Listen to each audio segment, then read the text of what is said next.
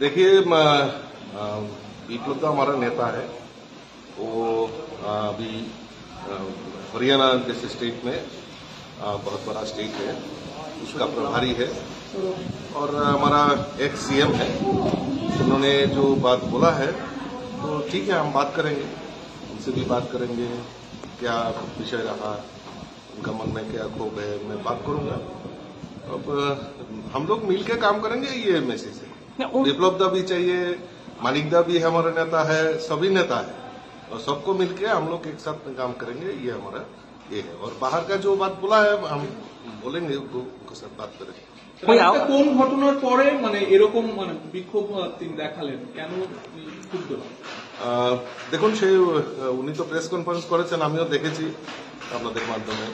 তো আমি কথা বলবো উনি কি ক্ষুব্ধ, কি ব্যাপারে ক্ষুব্ধ হয়েছেন বা কি ব্যাপার রয়েছে।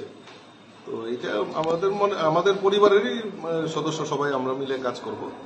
যদি কোনো রকম কোনো জায়গায় ত্রুটি হয়ে থাকে নিশ্চয়ই সেগুলি আমরা निरसन करे आगामी दिन संगठन काज करब। आपके साथ कोई बात किया है उन्होंने, आउटसाइडर लेके कोई उनका साथ चर्चा हुआ है? না,